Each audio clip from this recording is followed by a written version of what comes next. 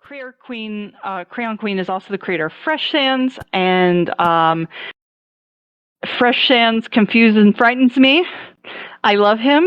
I really feel like he has his place in the multiverse. Picture you sent over Fresh, and everything I've ever been told through 1990s cartoons is what he seems to represent, and I adore it. We've got a fanny pack, we've got the nice sneakers, we've got really bright colors. We've got the glasses. I just love it. Yes, he is. I am slowly appreciating him more, and I don't know what's become of me.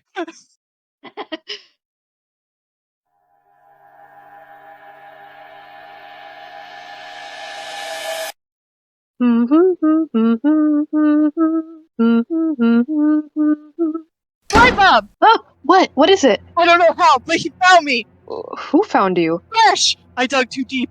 I learned things no mortal man or monster should know. Ah! Phoenix Broski. I know you know. Let me in, bro! Oh god, he knows my first name.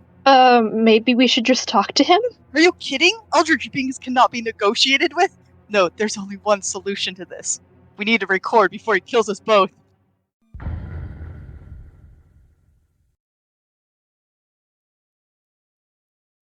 Hey humans and monsters, Fire Dad here. So, I say this is a bonus episode. Yeah, just ignore that. So what ended up happening was as soon as I finished editing this, quote, bonus episode, unquote, we received additional information not only about Fresh Sands, but also about Core Frisk. It just made more sense to add it here and make this a full episode rather than show this information in what would end up being episode 5. So here we go. Doki was absolutely kind to reply to our last episode concerning the origins of Core Frisk. The war in Slovakia is completely fictional and was intended to be a nearby future scenario. What Core Frisk experience is loosely based on events in Syria, Yugoslavia, and Ukraine.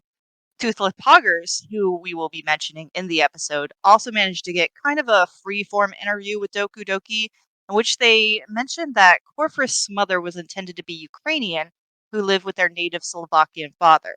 Doku originally debated on making Core Frisk either Ukrainian or Serbian, but decided on Slovakian for their own family's national origin. Though this isn't key to understanding Core Frisk, I can't help but find it extremely fascinating, and personally, I love seeing this kind of representation through art. Much in my own AU, how I plan on making Dust Sands Korean and nod to his original creator, or another character Greek based purely on a pun, I still find the information relevant that if future writers for the fandom can sneak in Slovakian cultural elements to Frick's character or events. But back to Fresh, who is the focus of this episode. I received some additional information on him from our lovely viewers. It appears that Fresh was originally created by Crayon Queen as a joke during a live stream, in which they crossed sands with Dippy Fresh from Gravity Falls. It's been so long since I watched Gravity Falls that this character completely disappeared from my memory. CQ also stated a lot of Fresh's design came from another user on Tumblr, Determination to Pun, and thus the concept of Fresh Sands was born. This is also how Error came into being. Crayon Queen was dared to draw something creepy during a live stream. This was shortly after Undertale had come out, and so she created a creepy version of Sans. The irony now is Crayon sees Error as the adorable one, and Fresh is the true abomination to be feared. In addition, Crayon Queen did manage to get in contact with Toby Fox concerning making Error and Fresh original characters. He simply requested that the characters be changed enough to be unlinked from Sans, which prompted the Lucidia design. This post comes from CQ's Tumblr on March 10, 2016, so about 6 months after the original release of Undertale. However, at this point, Error and Fresh have become integral parts of the Undertale AU community.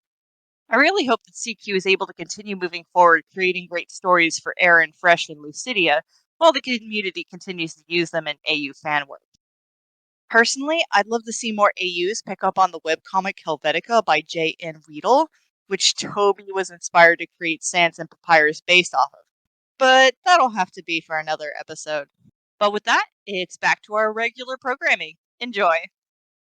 Well, hello! Welcome back for a bonus episode of Underlore. This is Fire Dad. Yes, and this is Flame Mom. Hello! and we are currently back in the tea room / recording booth / panic room.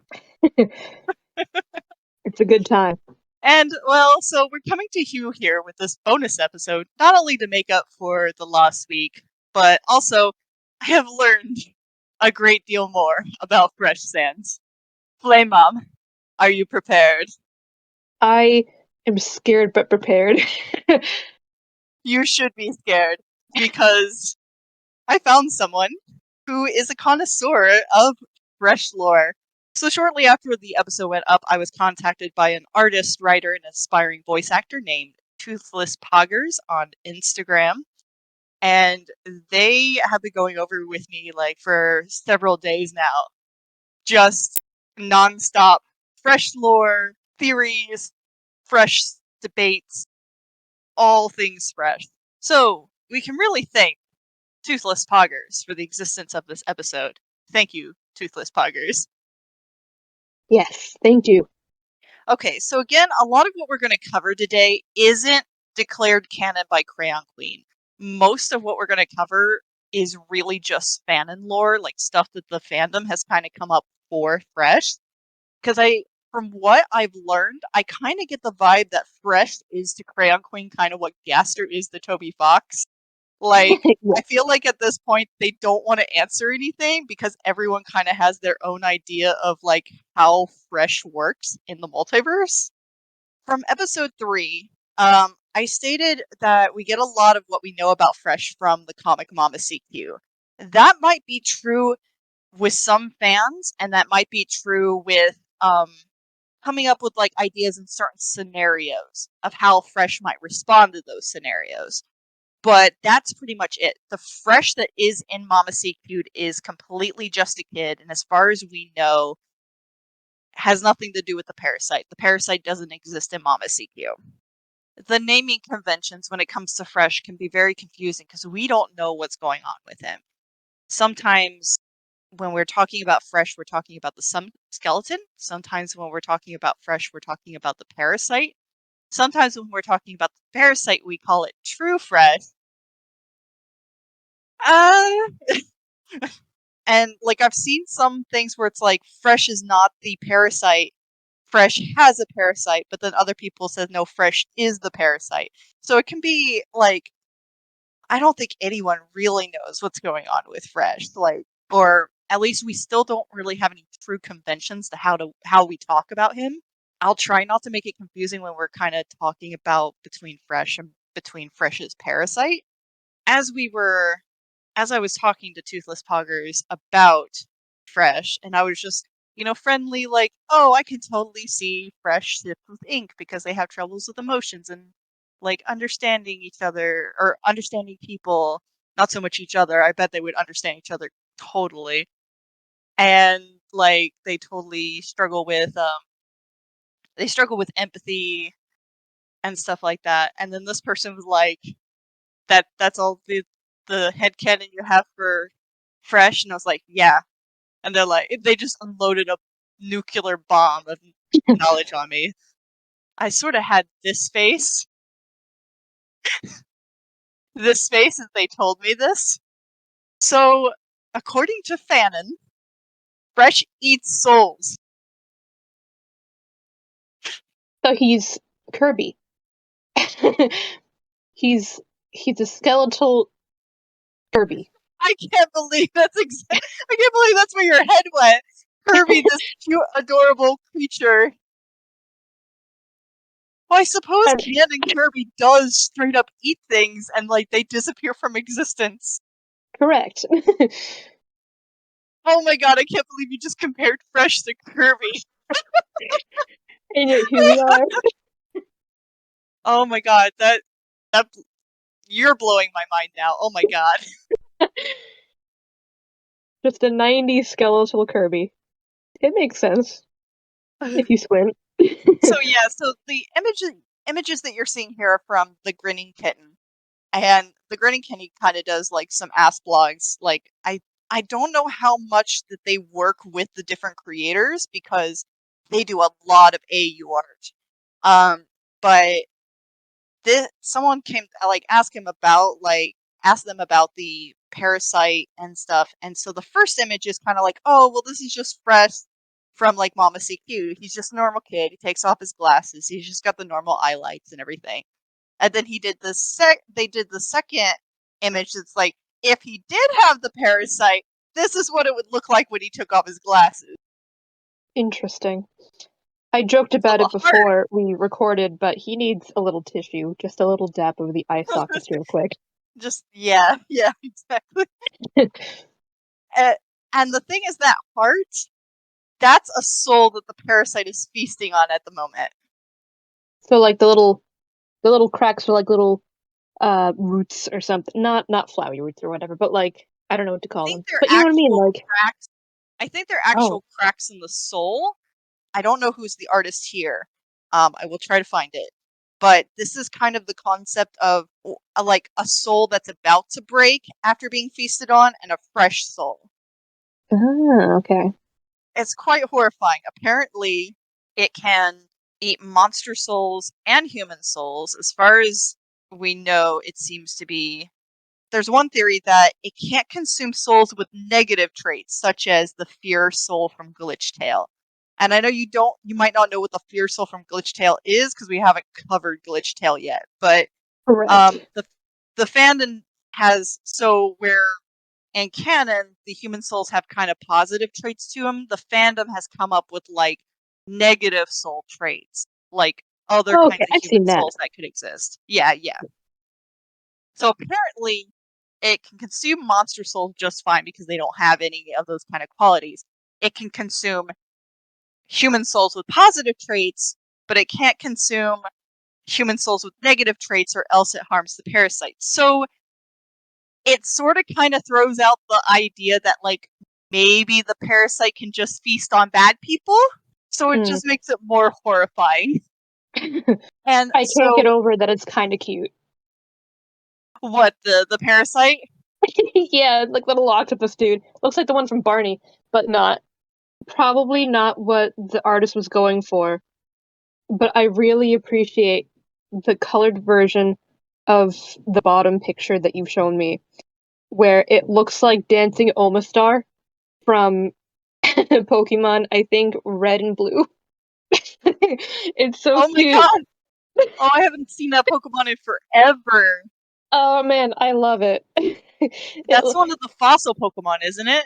Yes. Oh Just my the god. little like arm thing. A little hip swivel. I would be the one to first go. That's not how I English. I would be the one. Nope. I'd be the first to go. There we go. That's what I meant. Out of us two, I'd be the first to go with the parasite. Like, oh, Yeah, I'm so cute. Oh, it's so adorable. Oh god, my soul. I guess there's this fan theory that's kind of going around with Underverse. Because me and my big brain, I see fresh ink, or I see not fresh ink, but fresh sand in Underverse, and I'm thinking to myself, oh, he's just there because it's fresh, and he's just hanging out, and he's just being a friendly, helpful guy whenever people need his help, right? No, apparently it's a fan theory that's going around that Ink has convinced Fresh to help, and in exchange, Ink will help get him souls. I don't know where this is coming from. Another fan theory that's kind of going around. Interesting. Let's see. Okay, my next note. Okay, obviously he likes anything from the 90s, colorful things, nature, kids, hugs and kisses, platonically, though he doesn't always understand where to draw the line. So he is very confused on the difference between platonic and romantic. He's a bromantic. He's a bromantic? Yeah. He's just a bro. No. Yeah. I think allegedly CQ confirmed that Fresh sometimes will kiss someone just because he thinks they might be flirting with him, and he doesn't understand romance. He thinks it's just what you're supposed to do. I feel that. I feel that. I do feel really bad for him that he doesn't understand the difference. But you know what? It's such a confusing line. It's such a confusing world when it comes to that. I understand that. That's true. It is kind of a confusing thing, and there's a lot of subtlety to it. another theory is that like he might have gotten infected with the parasite when he was a child, and therefore it's kind of stunted his like learning a bit, maybe. And maybe that might be why like he has trouble understanding like social cues. It just makes me think of that one meme. I don't know who made it, but I bet everybody in the chat, or even you, Fire Dad, can tell me the whole what would you like for breakfast? And then like the voice from the beyond is like, the souls of the innocent, and the person's like, a bagel. No, 2 bagels. Yeah, That's that's actually a big meme in the Undertale community. It usually is Frisk and Kara. yeah. Just makes me think of that, the the parasite being like, I'd like the souls, please. And Fresh is like, but bagels are good. Let's see, what's my next note? As far as we know, he can't die. Again, I'm not sure what the source is on this one. Maybe he can't die. Aaron might have tried to kill him, but it might be sort of like the thing kind of deal, where as long as there's a part of him that exists, it will regenerate. I don't know whether this is from. I don't know if this is referring to the skeleton or just the parasite. I would like to think that it's referring to just the parasite. Yeah. Because if it's referring to the skeleton, that's like a whole bit of like fanon anatomy I don't want to try to analyze. Understandable. Okay, next note. He does care about people, although he suffers from a complete lack of empathy, and he does his best to be thoughtful towards those he deems to be his friends. Cool. Everyone agrees that no matter what AU he does come from, he can't remember it. At least we believe he encountered the parasite in his original AU, and it might have been when he was a child.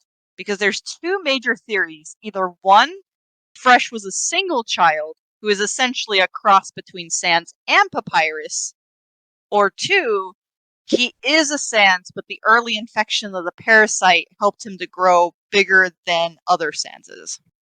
When eating souls is like Ovaltine. Which might have been a supernatural reference. I kind of forget. I feel like it is, though. Yeah, it's supposed to be like, here's a bunch of vitamins and stuff that kids can gain from. I might have had it a little bit too much as a kid. Oh my gosh. I can see maybe Fresh being into that. Yeah. Oh my god, that is adorable. I saw another Yeah. picture of the the parasite, and it's a little dandy fellow. It's a very Made dandy by fellow. So another theory is this parasite is probably injecting Fresh with like serotonin and dopamine, and that's why we often see him like radically excited or happy. Then like his mood can like shift very quickly because what his emotions are like his super happy emotions are essentially being injected artificially. Um, so it's almost like a drug almost what's going on, which I'm sure Fresh would be absolutely appalled if I said that. between the got milk and the don't like the egg don't do drugs commercial from the 90s. Oh I yeah, bet. like really into like PSAs and like he tries to do everything he thinks is like what you're supposed to do. Yeah. And so if I dared compare the parasite to a drug, I don't know. I think he might like .exe crash or something. Yeah. No, in his mind, the parasite is the Ovaltine. It almost is, yeah. Yeah. Like all those vitamins and minerals. So, I know there are plenty of people out there who have different things that affect their ability to have empathy or sympathy for other people, and I want to respect them. Uh, the idea that there's a parasite that takes souls, and especially human positive souls, Mhm. do you feel that that has any connection to the empathy part of Fresh? I'm not really sure because I am one of those people who has a disorder that causes me to experience low empathy. Um I was kind of thinking a little bit about that myself, and I think the complete thought ended up escaping me at some point. But again, I think it's really debatable. I would like to think that maybe Fresh himself suffers from low empathy, All right. and that's what I would like to think, that it's not being caused by the parasite. Now the parasite, part of the theory is the parasite can override negative emotions he might be experiencing by injecting him with the serotonin and dopamine. Gotcha. But I would personally like to think that it's Fresh himself that has like the low empathy, because I personally don't like the idea of like something infecting you or something that's like wrong with you that causes you to have low empathy, like in a character. You know what I mean? Right, yeah. Yeah, so I think I get what you're kind of saying. I would like to think it's Fresh himself, kind of like in the Mama Seek You comic, where he does actually suffer from low empathy, and there are people like that. Or at Right, least in cool. Fresh's case, Fresh is one of those extreme cases where the low empathy is almost to like near zero. I still experience empathy, but like a lot of times, like if someone walked up to me like, "Oh my god, like someone super important to me died," I just be like, "Oh, like nervous. I end up being more nervous and feel guilty because I'm having trouble experiencing empathy for them. You know what I mean? Yeah. All right, cool. Just wanted to like double check that because I don't know as much about that, but I'm totally willing to learn. Right. Yeah, so there's sometimes people will write him to where like his true emotions will kind of come out past the parasite, but they're very rare, and usually the parasite tries to wipe the emotions out as quickly as possible. So therefore, it kind of makes Fresh's relationship with the parasite very questionable, because fanon-wise, it seems like even if Fresh says that he is on equal terms with the parasite, we can't really be sure about that, because what the parasite is doing is manipulating his emotions to keep him cooperative. So the consent here is kind of very wishy-washy. Yeah, it does sound like that. And of course, we're not telling you how to write Fresh. Please write Fresh however you wish. Write the parasite how it works however you want. There is no canon for this, and even if there was, you could write it however you wanted. Again, we're mostly just talking about the magical rainbow array of theories that people have come up with for this character. Yes. So as you, again, like in episode 3, the theory you came up with, Flame Mom, about like the parasite being a virus, I guess that is an actual theory. Oh, cool. That is one of the theories, is that it's like a virus. It was a virus created as a joke to turn games into colorful monstrosities. But it might also spread like a virus, reproducing and infecting other skeleton monsters or other characters in general, basically turning them into fresh zombies. Interesting.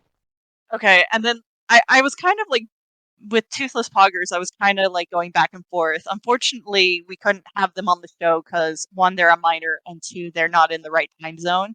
So, I was kind of going back and forth with them about like different questions, kind of like, okay, what do people kind of think about this? What do people kind of think about that? And one of my major questions, like, okay, if Fresh consumes a soul, how long do people kind of estimate this sustains him for? And Toothless Poggers kind of theories was it's about a month. So it's very much in line with kind of like moon cycles or like vampire myths, because I've seen a lot of vampire myths that it's like it's usually about a month at a time that a vampire has to like feed on a person to live. Oh, cool. I mean, not cool for the souls that it's taking, but Oh yeah, not cool for the souls. no. So there's kind of some modes. Parasite Fresh. Fresh is the parasite possessing a sans. It eats a soul, but has no general ill intent but to survive. Symbiote Fresh. Like, this is another idea. Symbiote Fresh. The personality characteristics of Fresh Sans comes from the parasite, and everything else comes from the sans. They live together, sharing the body. And then Fresh. The parasite doesn't have a confirmed form and doesn't have sentience at all, and all of Fresh's actions are his own. So Toothless Poggers kind of has this idea that they don't think the parasite is sentient. Personally, I don't like using the word sentient because I feel like that's a very wishy-washy word. So the way I would describe it is that the parasite is an animal. It thinks like an animal. It has the basic motivations of an animal. It doesn't really think like about empathy or about others. We even kind of theorize that it acts kind of like a dog almost. Like it's very German Shepherd like. Like if you're nice to it, it's nice to you, even though Oh, it still sees you as potential food. gotcha. So as long as you're nice to it, it'll be nice back. Just don't be around it when it's hungry. Understood. So I guess to allegedly, back in the early role plays when CQ was doing a lot of role plays with these characters, it seems Fresh could love/feel, but the parasite prevented him. He might have been shipped with Metaton for a while. Fun fact. And yeah, and Interesting. then CQ seems to purposely keep things about Fresh vague, and honestly, I think it's kind of like a Toby Fox and Gaster thing, where the mystery is Mhm. part of the fun. And yeah, I think if they were to confirm anything at this point, it would disappoint a lot of people with different headcanons. Yeah, but wow, that's a complex character. Indeed. I think I was Toothless Poggers made the comment that like CQ allegedly made the comment that Fresh is actually their most complex character. And yet Yeah. we have nothing that actually confirms anything in canon about him. Again, it reminds me of Gaster, where it's like Gaster is almost like our most complex character in OG, but we have like no canon material on him. Right. He just has like 2 faces in like or animations and a 4-note theme song, and then he disappears. Yeah, exactly. So that's all the notes I have over Fresh Sans for this bonus episode. Did you have any questions, any theories of your own, any headcanons? I like the headcanon idea that like the one that we were talking about last episode with someone opening up Undertale on a 1995 something modem. Gotcha. Where it's definitely like a computer virus of Yeah. some kind. And that's more because it makes more sense to me. I'm still, as you all know, especially, that I'm new to the AU stuff. But through this I'm learning, but still. What do you think I don't know. maybe My like dad worked. how do you think maybe like the computer virus theory kind of works in conjunction with like the eating souls? Uh I like the idea that the person who did that, like, their modem already had a bunch of really bad viruses on their computer, and that was the initial reason that they got rid of it. Because I don't assume 1995 whatever virus protection programs were very good, if at all existent. No. I don't Yeah. exactly know. Yeah.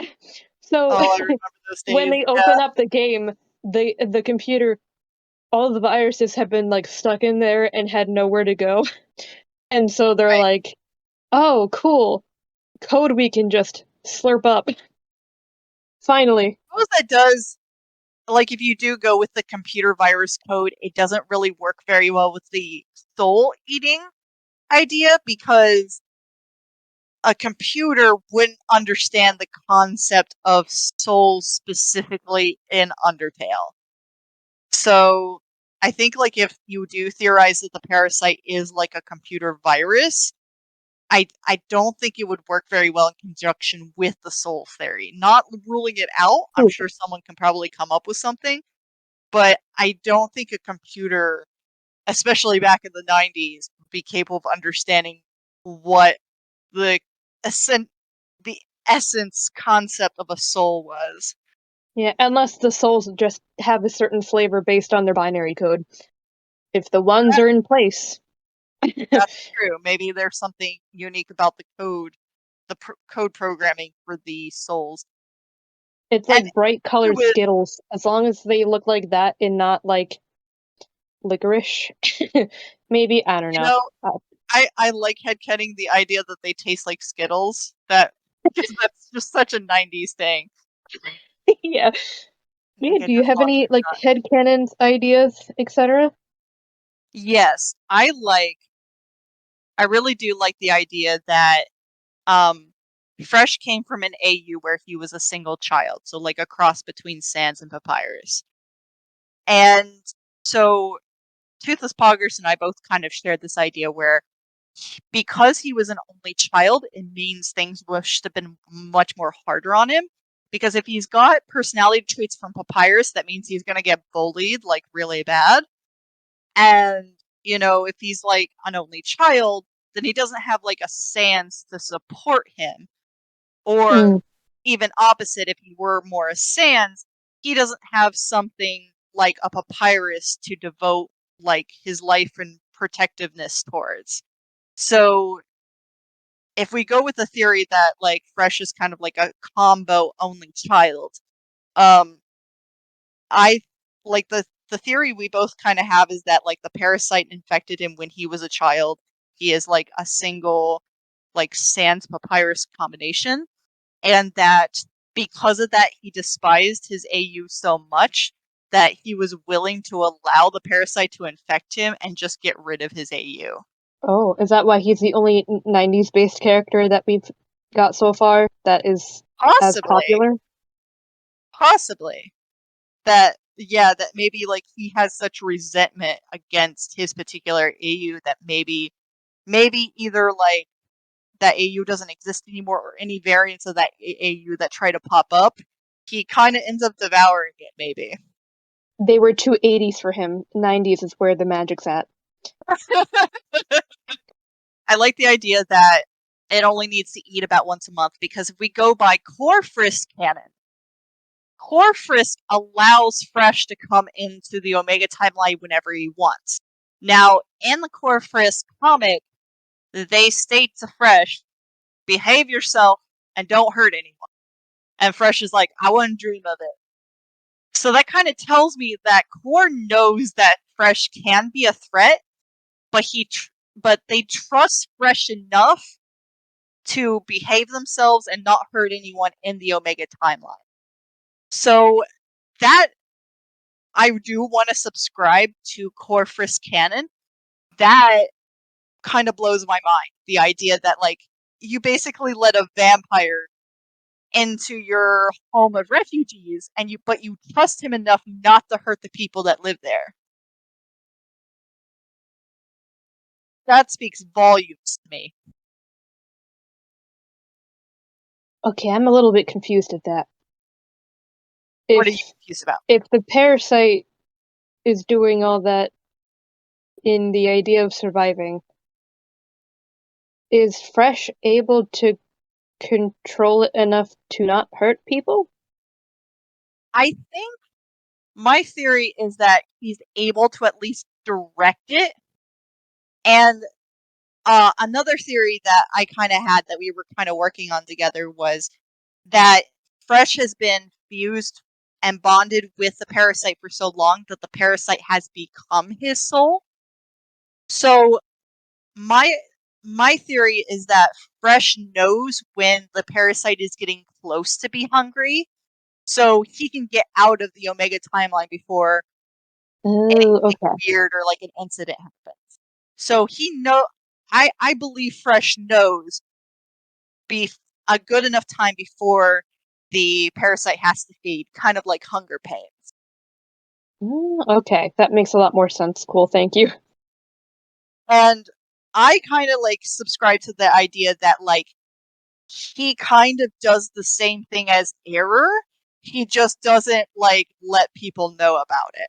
That like I like the idea that like he could probably just bugger off to like a collapsing AU or a half finished AU and just eat souls there where people wouldn't notice. Alright, I can see that, yeah. I don't know if I want to include this, but this is about my own AU. I'm thinking of like coming up with like a scenario in my own AU where because in my own AU I have it to where ink and fresh are inevitably shipped. And I have this scenario that happens where once every year ink and fresh both decide on an AU that they know is not surviving, that they know is collapsing, and they basically harvest souls from that AU and basically put them into storage so that Fresh can have a supply and he doesn't have to like hurt people. Oh, okay. But again, that's just that's my own theory. If like, and it's very possible that maybe Fresh can even do that on his own. He might not even need like Ink's help to do something like that. That's just another theory, a possible scenario.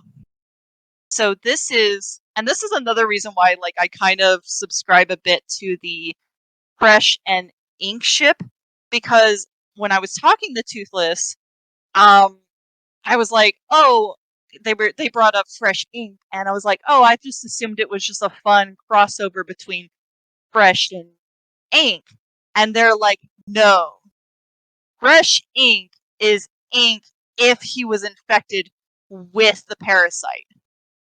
Oh.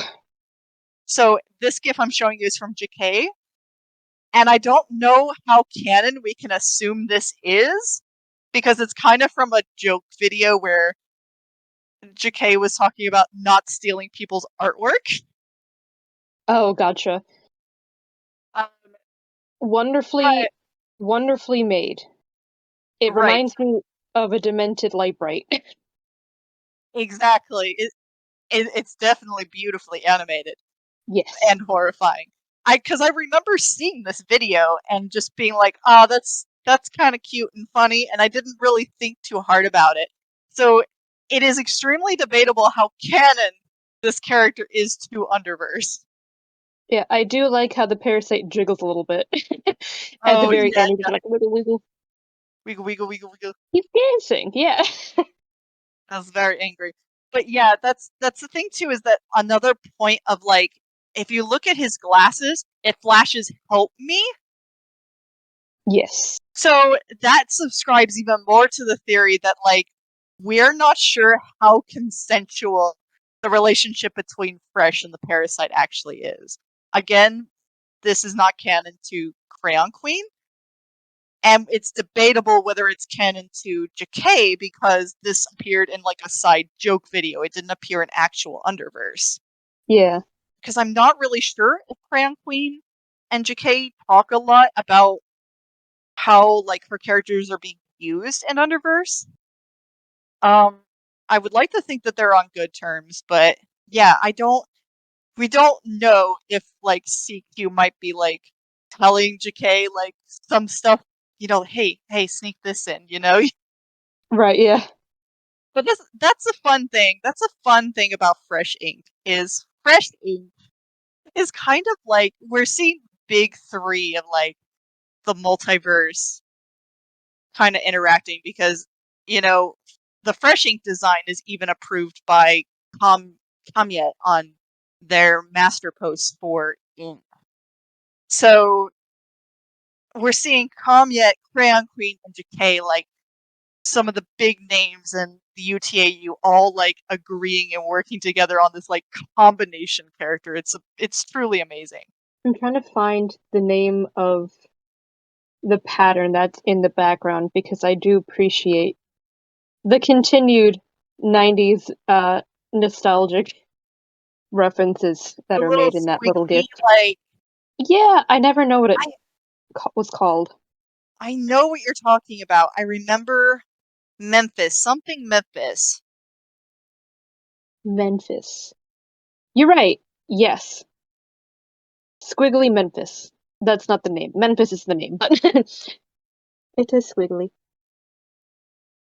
Yet Memphis design is 1980s design aesthetic, characterized by scattered, brightly colored shapes and Yeah, lines. Neo Memphis. Yeah, it's I truly remember this stuff as a kid and just being like, that is freaking atrocious and hating it. And then like now we're older and we appreciate it in just the weirdest way. Yeah.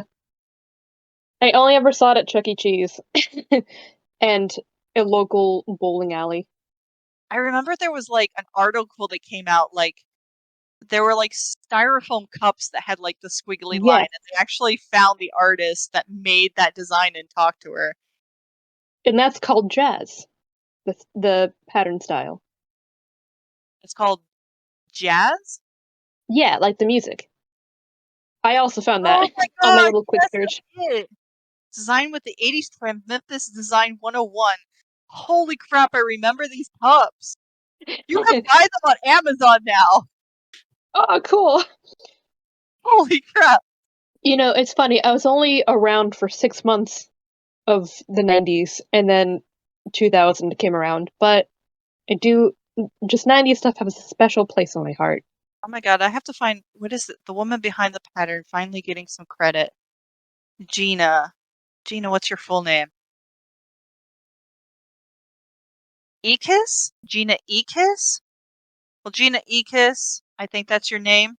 Fresh Sands loves you, and he would never harm you. Just want you to know.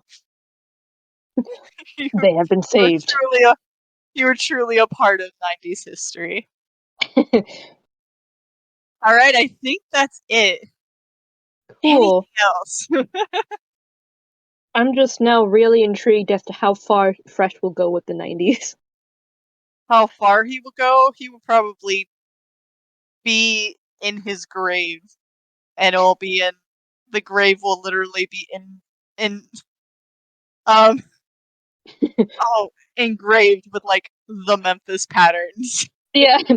Anyways, I think I peeked out of the tea room and I think Fresh is gone, so I think we're safe now. Cool. Look at that. All we had to do is talk about him. And all All is we had to well. do is say some very nice things as well, so Yeah. As long as we talk about Memphis and jazz, we should be okay. yes. And keep around your jazz cups. Your Yes. 90s jazz cups. Cheers. Tink. All right, and just remember to support your local metaphysical space skeletons. Have a good day. Bye-bye.